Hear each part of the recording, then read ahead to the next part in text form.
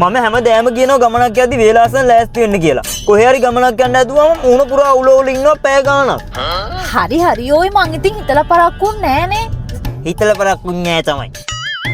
දැන් බලනවා උදේ 11ත් පහු වෙලා. පාටියට ආපු මිනිස්සු කාලා බීලා ගෙවල් වල ගිහිල්ලත් ඇති. අපි තාම මග.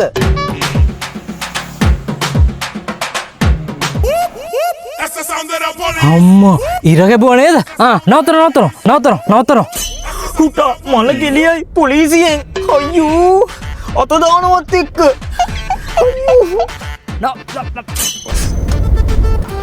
ගේ අචිර අක්කියක් මේ මම කියන විදිහට කරනවාකෝ.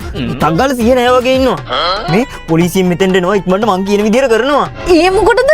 පඬිතු නොවේ කියන විදිහට කරනවාකෝ. 100 නෑ වගේ ඉන්නවා කලන්තේ දාලා වගේ. මහත්තයලා කොහෙද මේ? අනේ සර් මේ අපේ අක්කා අපස්මාරේ ඇදලා 100 නැතුව කලන්තේ දාලා වැටුණා. මම මේ හොස්පිටල් එකකන් යනවා සර්. අනේ සර් මං යන්නද නැත්තම් මේකි මැරෙයි. අනේ සර්. හරි මහත්තයා පොඩ්ඩක් එන්නකෝ බහැලා. අනේ ඇයි සර්? නෑ එන්නකෝ. අනේ මේකි මැරෙයි.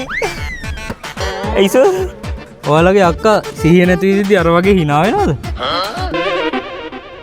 අයියෝ. මේක තමයි නේද සර්? ඊසි මෙන්න මෙයාට 50000ක දඩයක් ගහන්න. අපි රවට්ටන්න හිතුව මදි. අක්කේ දැන් නැගිටපන්. වැඩේ මාට්ටු. මාට්ටුද? තමුසෙක්ක බෑ ඕයි.